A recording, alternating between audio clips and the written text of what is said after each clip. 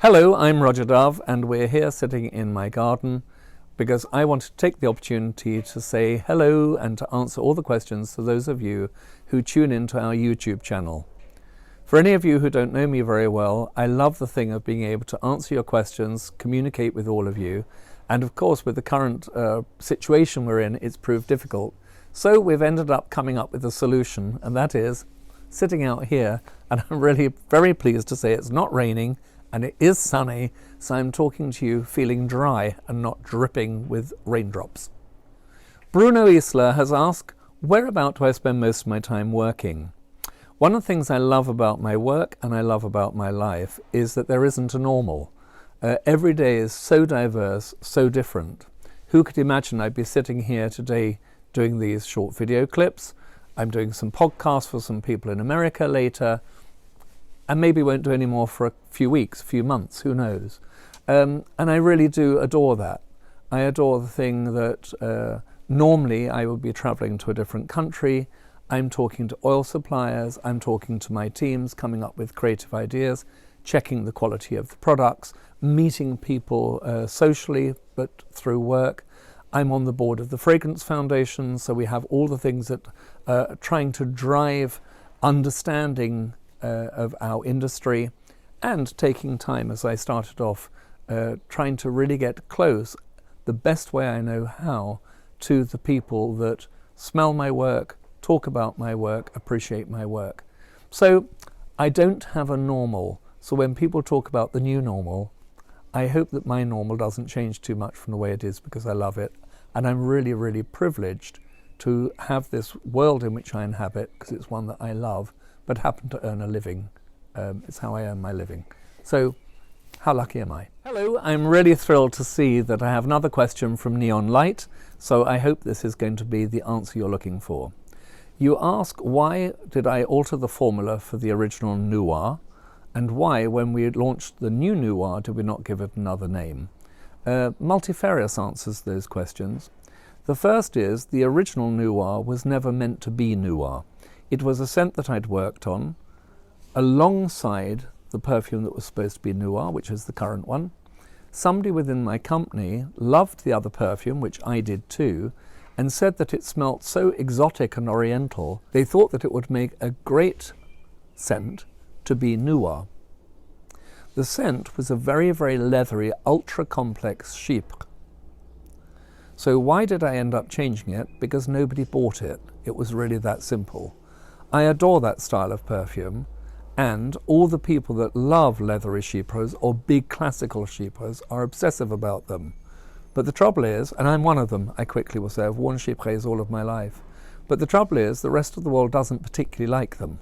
So real fragrance aficionados adore them, and yet no one really buys them. We only discontinued it because the thing did not sell. So I'm talking about selling a handful of bottles a quarter around the entire world, so it's unsustainable. The story of NüWa is a beautiful story. As I'm sure you know, it's all about a goddess that created us in mythology, and a goddess that gave all the flowers their perfume. So without this goddess, I wouldn't have a job. So I love the story so much. Other people have asked about the DNA, how do I come up with concepts? And the concept of this was so perfect. Actually, it's a perfect example of when the scent doesn't work with the concept.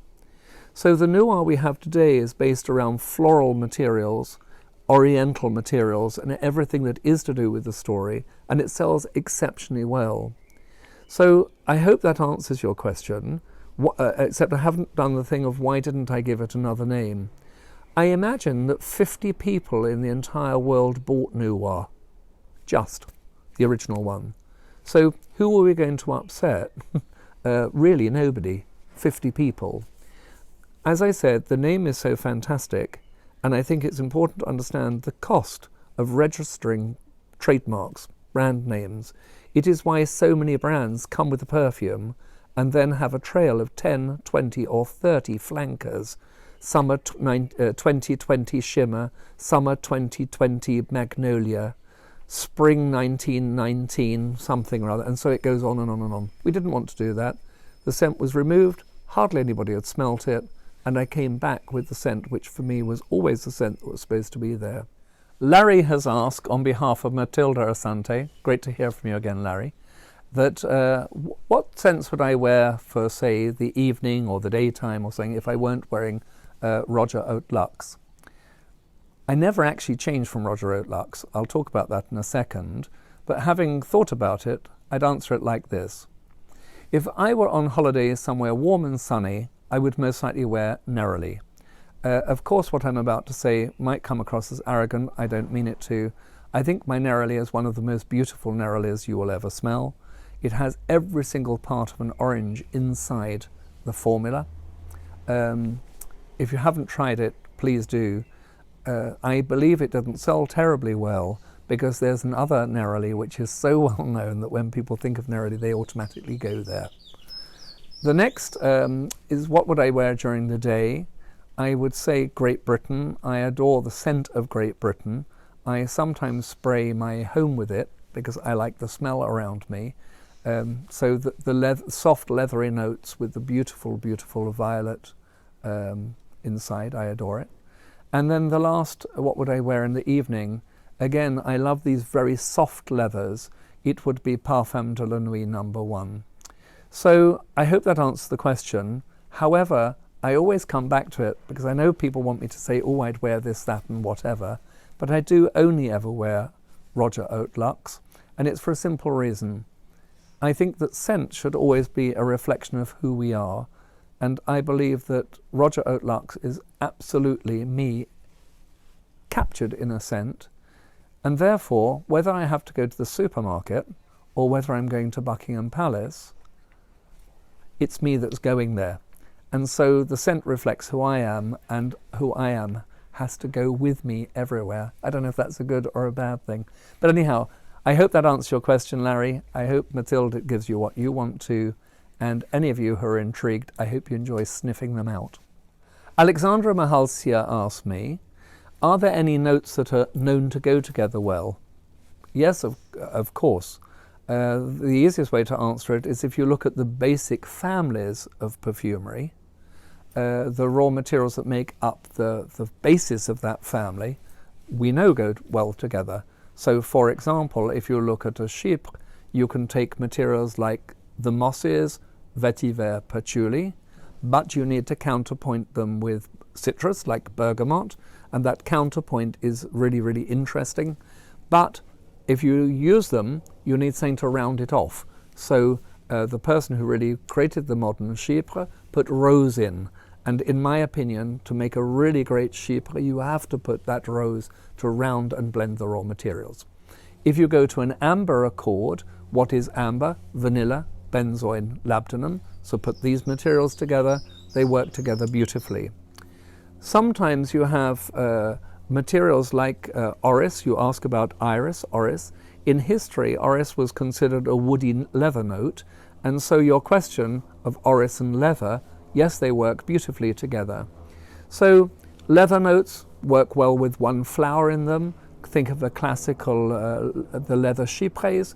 You always have the chypre base with a note of violet. The quid russis could not exist without it. So I hope that answers your question. The beauty of perfumery is whilst you look at these very classical harmonies, the Lorigan accord, the Rondelasier accord, and so on, it is the thing the perfumer puts in that you don't expect to be there that gives the perfume its originality. That can be through blending materials that don't normally get put together and managing to make the scent work. Sometimes it can also be the case of overdosing a raw material. So there's a very interesting example of a scent where the perfumer used 20% of the formula being sandalwood, where the greatest volume of sandalwood used in a perfume before was 1%. The minute you overdose, of course, you have to rewrite the rules of what will go with it. And that's part of the creative perfumer's job. Ellenmeilee has asked me if I'll talk a little bit about masculine and feminine perfumery, if there are some ingredients or styles that just don't work on the other gender. I think that the whole thing of gender in perfumery is a really fascinating one, because in my opinion it reinforces really outmoded stereotypes. These stereotypes really came about in Victorian times. So, what makes a scent masculine? That's really very difficult. That's a little bit like asking what makes a man a man. And that was, in fact, the inspiration behind the two scents I created called Enigma and Enigma Pour Homme. I would say that in history, women have always been considered delicate as flowers, so therefore the materials which most feminine perfumes were made from. That's not my private aeroplane going by. Sorry. So throughout history, women were considered delicate as flowers, and therefore it was thought that women should smell delicate and floral. Bear in mind that it was considered totally improper for a woman to have any voice of her own. Women didn't have the vote. Women shouldn't have sexual drive. There was an enormous scandal when Queen Elizabeth's perfume had a hint of musk in an eau de cologne. Thank heaven times have moved on. I've always said that a rose has neither a penis nor a vagina, so therefore the flower itself is sexless. A man's skin smells different to a woman's, so put rose on a man's skin and you have a masculine rose. Put rose on a woman's skin and you have a feminine rose. I think that it's interesting when you have what are called chypres, perfumes based around mosses and woods, which are very, very assertive. And you smell these type of perfumes on a woman, it can put across that as her character. Why should she not wear that style of perfume if it suits her?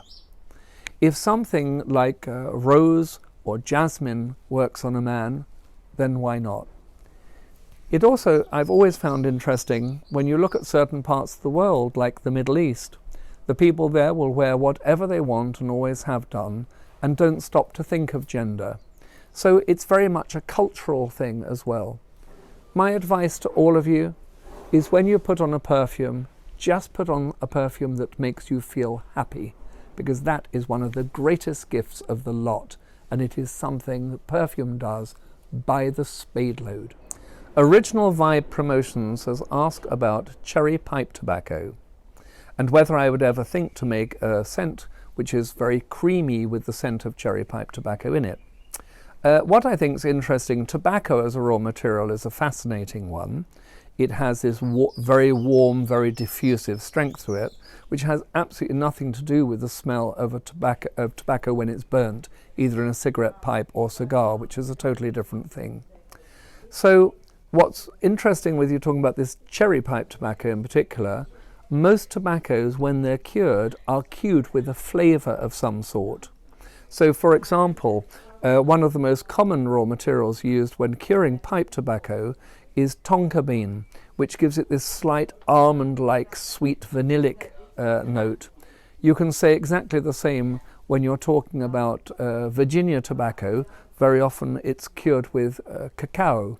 So the thing of associating an odour with tobacco exists.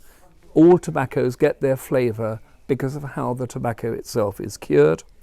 If you look for my use of tobacco, the most famous perfume I have with it is the men's Enigma, where I wanted to get this enormous warmth and projection that you get from natural tobacco, which is unlike any other, and I combined it with cognac.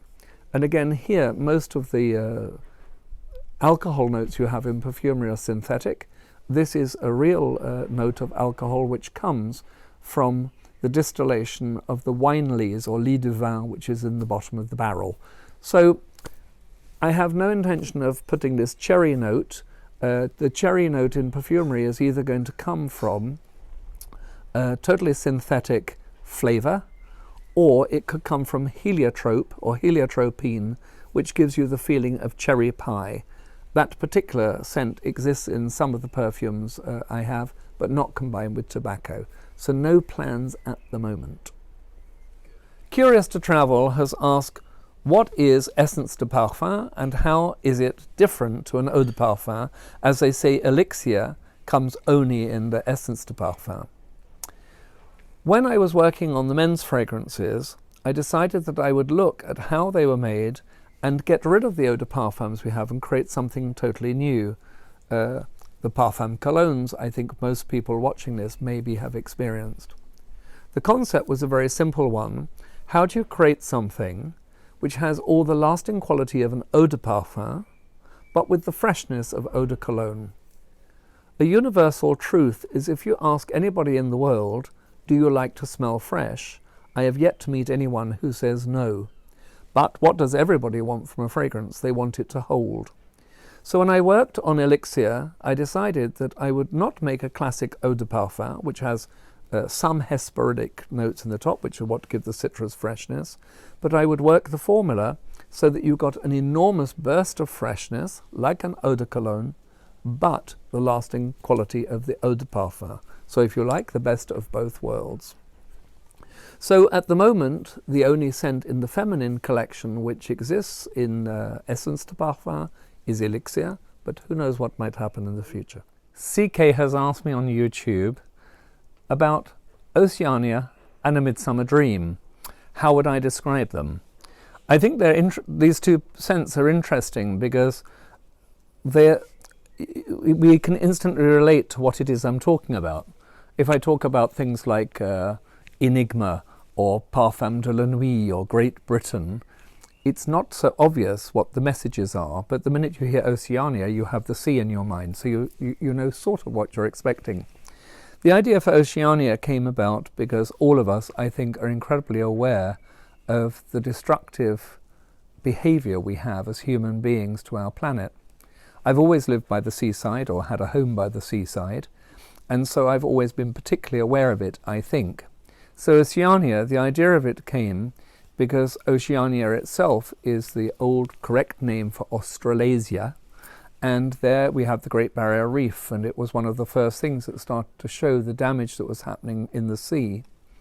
So I thought with this scent it would be great to make something which is really bright and brisk and fresh, almost like an enormous wave being skimmed by the breeze as the wind makes the top of the wave foam.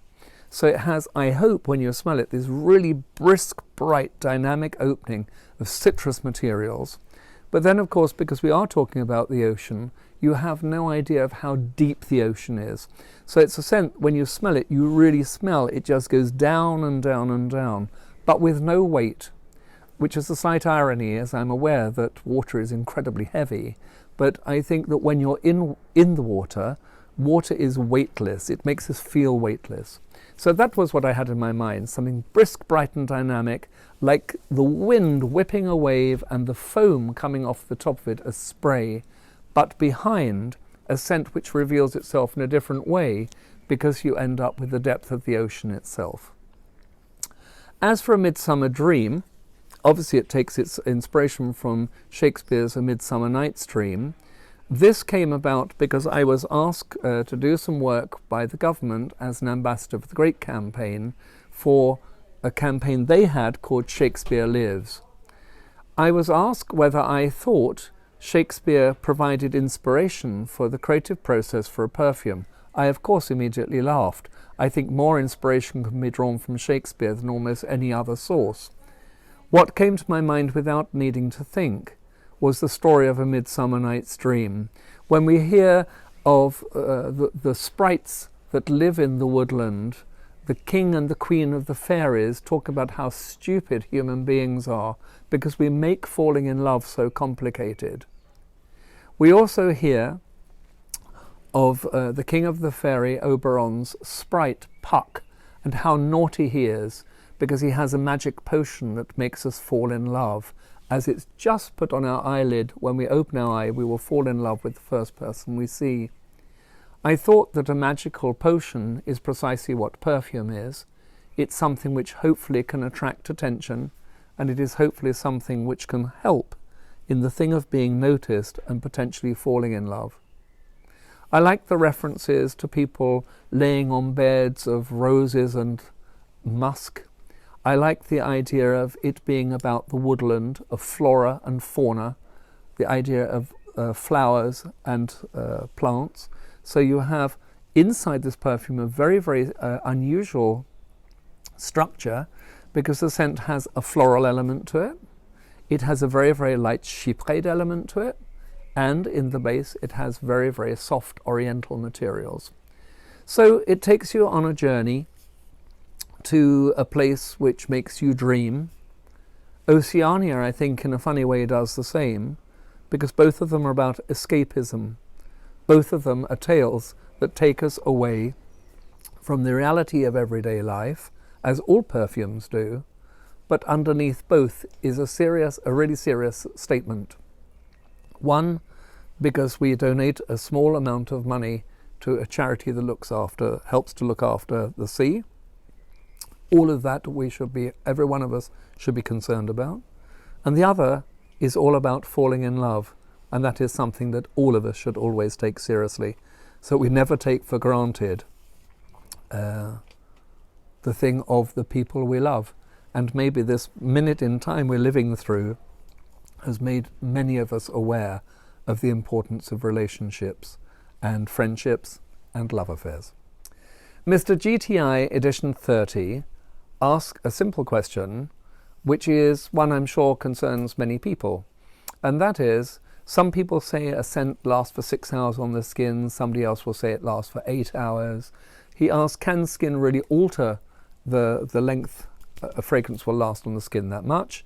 And also asks a question to do with the different strengths. I think they're totally interrelated. So, one of the things that helps scent hold on your skin is the amount of oil you have on your skin. The oils in the scent need to mingle with the oil on your skin, and the two will hold each other in place. In a very simple way, I'd explain it as the two different sides of a piece of Velcro. If you spray perfume on the skin and you have very little oil on your skin, there's very little for the scent to hold on or grip, and therefore the scent will not last as well. So people, as they get older, people with dry skin generally, will find scent never holds as well on the skin as somebody with an oilier or more Latin type of skin. So one of the things I've never seen anyone write about is that aging, sadly, has an impact on how fragrance lasts. And whilst this might not be of interest particularly, a lot of women have a huge problem with it once they go through menopause, because when the menopause is finished, the skin becomes extraordinarily dry, and they don't understand why the fragrance smells like it's distorted. It's evaporating far more quickly, so you smell things lower in the evaporation more quickly than normal, and so the scent will smell blurred. So I hope that answers that question. And a lot of it is also down to perception. I think we all need to understand that some people have such an acute sense of smell that they can perceive tiny residues of scent hours and hours and hours later on the skin, whereas somebody else will have a much more blunt sense of smell, and that's something people don't generally talk about. It's like eyesight. Some people have fantastic eyesight, some people don't have such good eyesight. Many people have great eyesight till they're old, if they're lucky. Sense of smell is the same. As we age, the sense of smell can diminish. So a lot of it is also about perception and the ability to perceive. So it's not such a simple question to answer. You have that, the ability to perceive scent, how good your nose is at perceiving scent. You have the thing as to how dry your skin is. You have the thing also of the dryness becoming exacerbated with age. If you then look at the thing with strength, strength is to do with nothing but lasting quality. So the greater the concentration, the longer the scent will generally last on the skin, because it has more oil in it, the oils of the raw materials, and less alcohol and less water. So if you use an eau de toilette, you have so much alcohol and water. Well, of course, neither of these smell of anything. So the scent isn't going to last as well on the skin. So as a general rule of thumb, 50% of an eau de toilette, approximately, is going to disappear in around 30 minutes or so on the skin, dependent on all the things I've just spoken about. Whereas perfume, approximately 50% will stay on the skin all day long. You also have to add into that mix the more natural a scent, the softer the scent will be. So sometimes people make comments, oh, that doesn't last and blah, blah, blah. If it has a lot of natural raw materials in it, the effect is going to be really, really soft. If you have a perfume, or whatever the strength, with a lot of synthetic raw materials, it is going to feel more omnipotent. So it's not a simple one to answer, because it depends what you're looking for. If you're looking for a really elegant, refined scent, in my opinion, it's going to have a lot of natural raw materials. I would always use it in perfume concentration. It will give you the greatest lasting quality you will find. Hope that helps.